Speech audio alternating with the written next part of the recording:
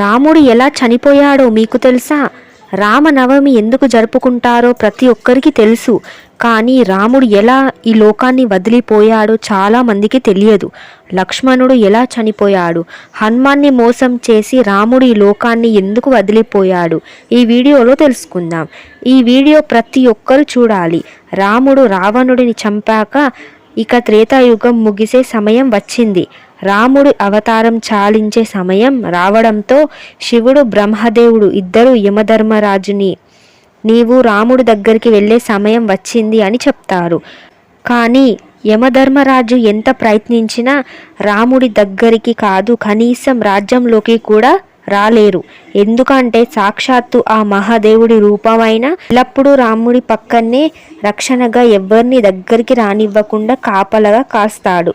ఒకరోజు రాముడికి శివుడు కలల్లో వచ్చి, నీ అవతారం చాలించే సమయం వచ్చింది రామా, యముడు నీ రాజ్యం బయట ఎదురు చూస్తున్నాడు, కానీ నీ ప్రాణానికి హనుమాన్ అడ్డుగా ఉన్నాడు అని అంటాడు. రాముడికి అంతా అర్థమై మరుసటి రోజు రాముడు సీతాదేవి ఇచ్చిన ఉంగరం తీసుకొని ఒక రంధ్రంలోకి వేసి హనుమాన్ని పిలిచి, హనుమాన్, సీతాదేవి ఇచ్చిన ఉంగరం పొరపాటున ఈ రంధ్రంలోకి పడిపోయింది. దయచేసి నువ్వు వెళ్ళి నా ఉంగరాన్ని కనిపెట్టి తీసుకొని రాగలవా అని అడగగా, ప్రభు అంతేనా, దీనికి మీరు నన్ను ఇంతగా అడగాలా, మీరు ఆజ్ఞాపిస్తే చాలు నేను వెళ్ళి తీసుకొస్తా, అలా వెళ్ళి ఇలా తీసుకొస్తాను ప్రభు అని అనగా, హనుమాన్ తన శరీరాన్ని ఒక చీమ అంత చిన్నగా మార్చుకొని ఆ రంధ్రంలోకి దూరుతాడు. అలా వెళ్తూ వెళ్తూ పాతాళ లోకానికి దారి తీస్తుంది.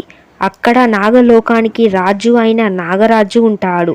ఆయన దగ్గరికి వెళ్ళి నమస్కరించి, నాగరాజా, నా రాముడి ఉంగరం ఒక రంధ్రంలో పడింది, ఈ పాతాళ లోకానికి వచ్చింది, ఆ ఉంగరం ఎక్కడ ఉందో మీకు ఏమైనా తెలుసా అని అడగగా, ఓహో రాముడి ఉంగరమా, నాకు తెలుసు, ఇక్కడే ఉంది, నాతో రండి అని హనుమాన్ని తీసుకొని ఒక గృహలోకి తీసుకొని వెళ్తాడు.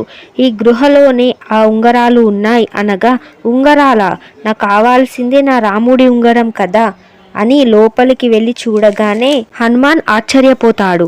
ఆ గృహ లోపల ఒక్కటి కాదు, రెండు కాదు, లక్షల కోట్ల బంగారు ఉంగరాలు ఉంటాయి. హనుమాన్ నవ్వుకొని, నా రాముడి ఉంగరం నాకు తెలియదా అని వెతకడం మొదలు పెడతాడు. అయోధ్యలో హనుమాన్ లేడు అని తెలుసుకొని ఇదే మంచి సమయం అని యముడు రాముడి దగ్గరికి వెళ్ళి, రామ, నీతో ఈరోజు ఏకాంతంగా చాలా ముఖ్యమైన విషయం మాట్లాడాలి, మనం మాట్లాడుకునే సమయంలో ఎవరైనా మధ్యలో వస్తే వాళ్ళకి మరణశిక్ష ఇవ్వాల్సిందే అని అనగా, రాముడు లక్ష్మణుని పిలిచి, ఈ బాధ్యత నీదే లక్ష్మణ, ద్వారం దగ్గర ఉండి లోపలికి ఎట్టి పరిస్థితుల్లో ఎవరిని పంపించకు అని చెప్తాడు. సరే అన్న అని లక్ష్మణుడు ద్వారం దగ్గర నిలబడతాడు. లోపల యముడు రాముడితో ఇలా అంటాడు, స్వామి, శివుడు మరియు బ్రహ్మ ఆజ్ఞ వలన ఇక్కడికి వచ్చాను. మీరు ఈ రాముడి అవతారం ముగిసింది, మీరు విష్ణు రూపంలోకి మారి వైకుంఠకి రండి, లక్ష్మీదేవి మీకోసం ఎదురు చూస్తుంది అని అనగా, రాముడు నవ్వుతూ సరే అని అంటాడు. ఆ సమయంలోనే దుర్వాస మహర్షి రాముడితో మాట్లాడడానికి అక్కడికి వస్తాడు. కానీ లక్ష్మణుడు, స్వామి, ఇక్కడ రాముల వారు లేరు, ఏకాంతంగా ఉంటున్నారు, మిమ్మల్ని ఇప్పుడు లోపలికి పంపించలేను అని అనగా, దుర్వాస మహర్షి కోపంతో, నేను ఇంత దూరం నుండి రాముడిని కలవడానికి వస్తే నన్ను లోపలికి పంపించకుండా అడ్డుకుంటావా? ఇప్పుడు కానీ నన్ను లోపలికి పంపించకపోతే అయోధ్య మొత్తాన్ని కాల్చేస్తాను అని అంటాడు.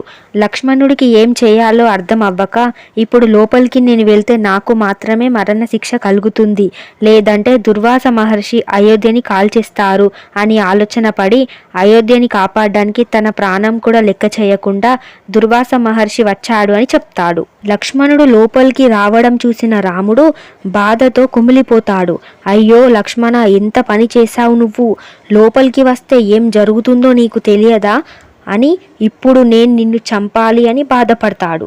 రాముడికి ఏం చేయాలో తెలియక తన గురువు అయిన వశిష్ఠని అడుగుతాడు, రామ, నువ్వు లక్ష్మణుని చంపాల్సిన అక్కర్లేదు, ఎప్పుడు నీ పక్కనే ఉండే లక్ష్మణుడు నీకు దూరంగా ఉంటే అది అతనికి మరణంతోనే సమానం, కాబట్టి ఎలాగైనా లక్ష్మణుడిని బహిష్కరణ చెయ్యు చాలు అని చెప్తాడు.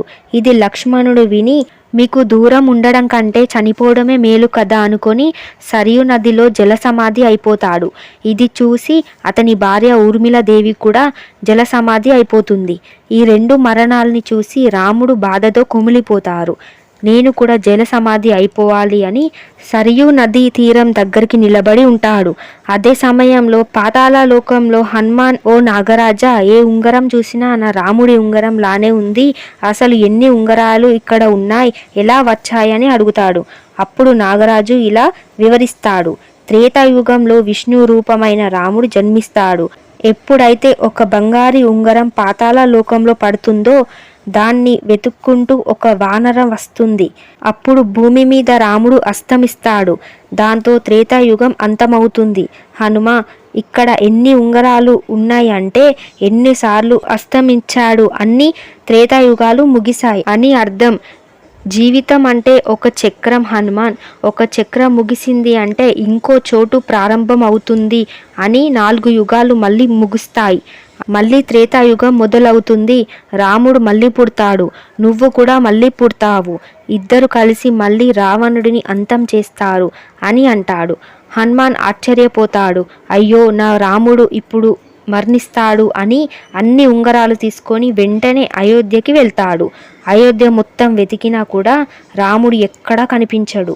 అలా గాలిలో ఎగురుకుంటూ వెతుకుతూ ఉండగా సరియు నదిలో రాముడు జల సమాధిలో కనిపిస్తాడు. అతి వేగంతో కిందికి వచ్చేలోపే రాముడు హనుమాన్ని చూస్తాడు. నదిలోకి వెళ్ళిపోతాడు. ఇది అంతా హనుమాన్ చూసి బాధతో గట్టిగా రామా, ప్రభు అని ఏడుస్తాడు. అయ్యో, ఇది అంతా నా తప్పే, నేను బుద్ధి లేని వాడిని, 1 నిమిషంలో వస్తాను అని సమయం వృధా చేశాను, నా వల్లనే ఈరోజు మీరు నాకు దూరం అయిపోయారు అని బాధపడుతూ ఏడుస్తూ ఉంటాడు. అప్పటికే రాముడు విష్ణు రూపంలోకి మారిపోయి ఉంటారు. హనుమాన్ బాధని చూసి ప్రత్యక్షమై, హనుమా, ఇందులో నీ తప్పు ఏమీ లేదు, ఇది అంతా జరగాల్సిందే, నువ్వు ఇంత చేసినా జరిగింది దాన్ని మార్చలేం అని అంటాడు.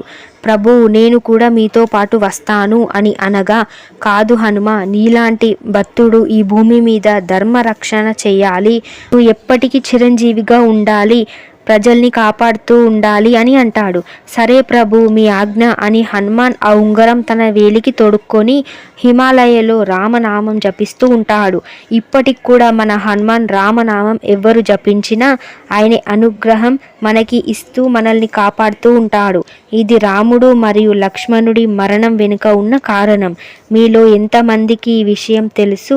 ప్రతి ఒక్కరికి రామాయణం ఎలా ముగిసిందో తెలియాలి. ఈ వీడియో ప్రతి ఒక్క రామ భక్తుడు మరియు హనుమాన్ భక్తుడికి షేర్ చేయండి.